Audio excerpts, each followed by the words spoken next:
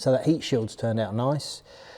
You'll see from the detail shots, looks pretty much factory, which is always the aim, isn't it, to get these things about right.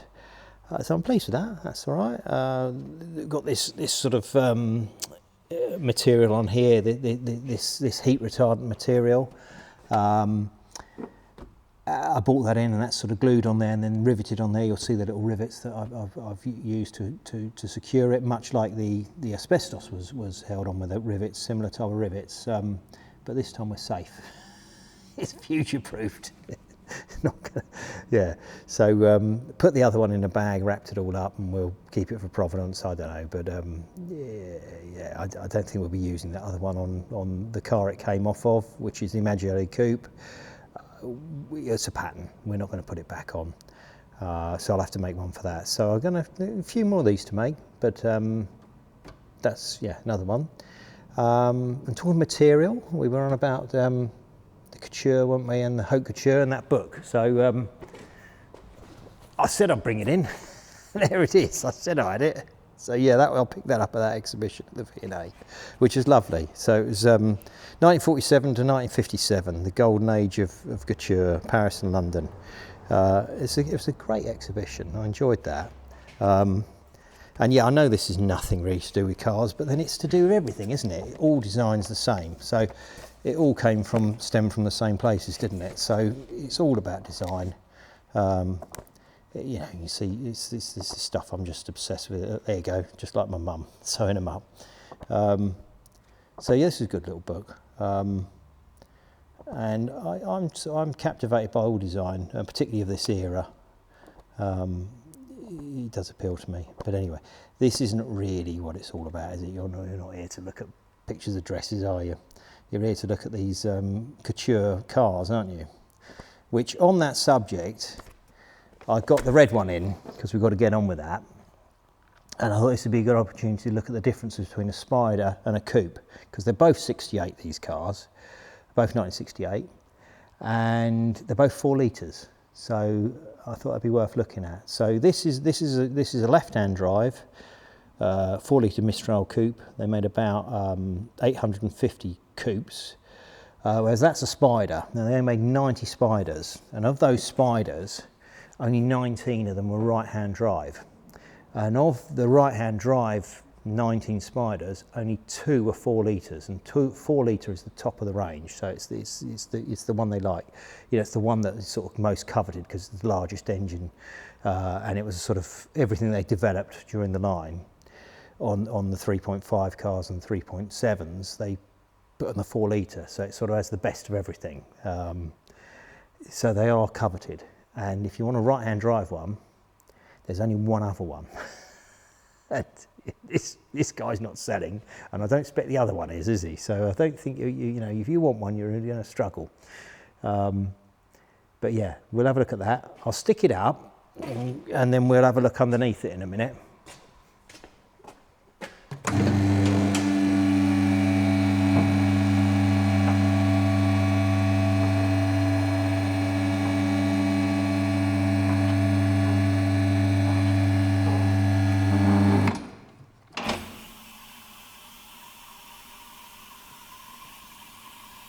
I forgot, before we go up too high, let's have there's one other thing we need to look at on these. So the construction of these Spiders, apparently I've a good authority from somebody that they effectively built them from coupes, so they're almost a conversion. He feels that the coupe was, you know, partway through production, and they'd pull it off the line and build a Spider out of it. Now, I'd imagine they sort of built them a bit more bespoke than that, you know, and sort of planned it because of the differences in the chassis and things like that. But to all intents and purposes, the front clip is the same as the coupe, but the rear clip obviously is different. Now, this is the rear clip, this section here, and this whole section is in steel, apart from the boot lid, which is aluminium, whereas all the coupes are aluminium. Now, there's a big thing about it that you know, journalists and people say, oh, it's a rare aluminium coupe, and it's like, well, you know, what's really rare is a steel one, because they never made them in steel. But I've had this, you know, with people in the past. So one guy insisting to me that, you know, that they're rare, that they're very rare, the aluminium ones, and they did make steel ones. And I you know, this friend of mine, Andy, said no, and he knows what he's talking about. He said no, they're all aluminium, and that's the way it is. Now the tailgate's in steel, and obviously there's steel structure underneath them, but the outer bodywork is all aluminium. Whereas this is steel, so maybe people have got confused because they've seen a rusty one of these. And certainly some of the other Maseratis of the era were built in steel, but the Mistral was aluminium, the coupes. And as I say, this is all aluminium. From this clip forwards, it's aluminium, much like, you know, much like the coupe. Now the doors, I feel, are the same. It's just they got a different treatment, you see, because you've got no frame around here, whereas obviously on the coupe, you've got a frame. So you've got a different quarter light treatment here on the Spider by virtue of, you know, you haven't got this bit of the frame. Now that isn't one of those cut down. They are slightly different.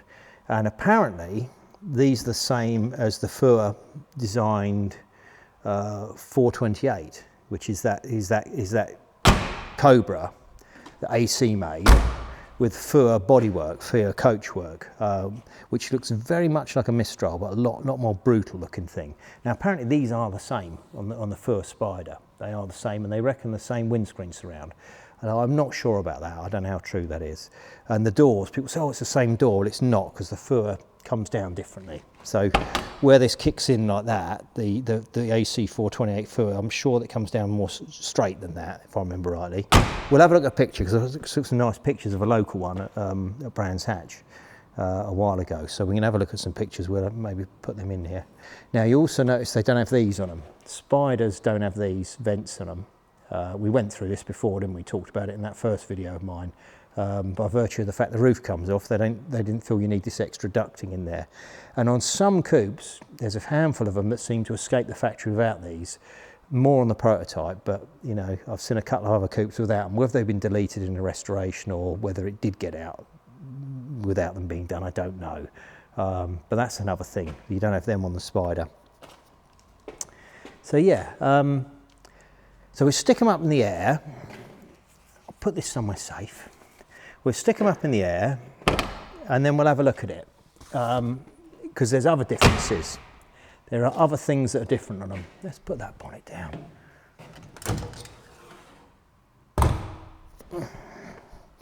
But yeah, handsome beasts, aren't they?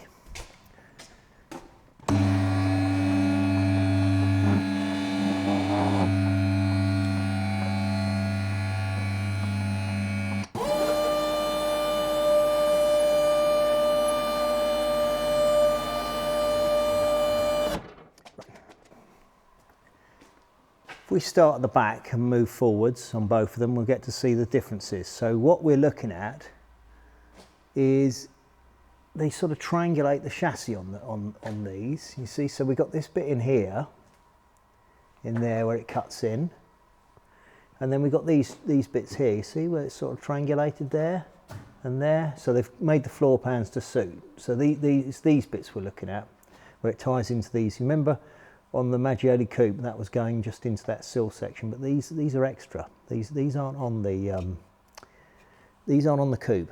You can see the same that side. Got a bit of oil leak here we're going to have to look at. But yeah, you can see this area here. And then, you know, this area here seems to be beefed up, doesn't it? We might have to have a look at that on the other one in a minute. But it's definitely these. These are the giveaway, those. So that's a Spider thing.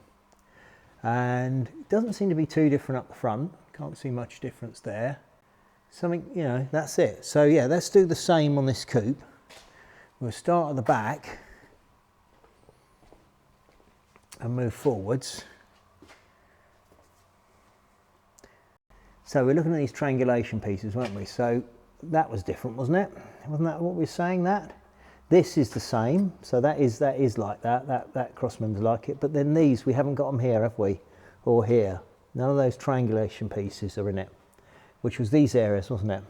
Now these are all floor pans that I made, because I had to make floor pans for this. So I've replicated the originals, you know, put all the swages in them as they should be. But yeah, that's telling, isn't it? That's the thing, isn't it? That you know, we're seeing on that other car, on that Spider there, is how it's triangulated through here. Now, I don't know if all Spyders are like that. I've been around enough of them to say for sure. But certainly all the coupes I've seen seem to be like this. So I expect all the Spyders were done that way. I very much think that is the thing. So yeah, that's interesting, isn't it? Or not if you're not interested, but I think it's interesting. I think it's worth knowing these things. You know, this is the sort of stuff you know, you don't know till you have a proper look at them, do you? It'd be very easy not to know stuff like this. So there you are. That's it, really. That's what we're into. There are other things about them that will be different. There's some different treatment on the rear wheel arches, the rear tubs on the Spider, where the hood frame folds down and goes on top of them, has sort of flattened up across the top. Some weird things like that. We don't really need to go into all that. I'm just giving you an overview of the loose changes in them, but of what, you know, do you know what I mean? There are a lot of, not a lot, that's the wrong word. There have been conversions of coupes into Spider. You know, that has been done. People do it and have done it in the past. And, you know, fair enough, whatever. It's you know, if it's done well, it's done well. But I suspect not many people beef the chassis up like that, go to that extent. Although they might do, I don't know, as I say, we you know, you don't know these things. But they have their own chassis number Spyders, so you know, you can tell via that if it's a real one or not. And generally, I think it's a lot of effort to make a coupe into a Spider, to sort of fake one, and to go to the extent of putting a fake chassis number on it. I don't think that would really happen. You know, I think it, you know, they probably admit that's what they are. And back in the day, there was a bit of an industry of converting these cars. You know, there was very much in America they was doing it. There was, you know, with the Ghiblis as well and things like that. Not sure what I think about it. Some people are very scathing about it, but you know, it's just, if it saved the car and it still exists, does it really matter? I don't know. Yeah, I mean, it's just that sort of, you know, Lotus Cortina thing, isn't it? Where they say there's more Lotus Cortinas now than they ever built. So, I don't know about that. You know, sometimes it is a bit of a shame when the survival of only the really exotic stuff and the more mundane doesn't survive, because people think, oh, you know, it's a Spider, we'll restore it, it's worth doing, and a coupe's not worth doing. But no, clearly a coupe is worth doing. They have been done. So it's not like there's none left. So I don't think you have to fret about it that much. Anyway, enough of that wobbling on. You get the idea, don't you? I just thought that was a thing. Anyway, that's all for today, really. It's not that I haven't been doing things this week. It's just that I didn't think it's worth filming, but I thought that was. So there we are. Enough of that. I'll say good night.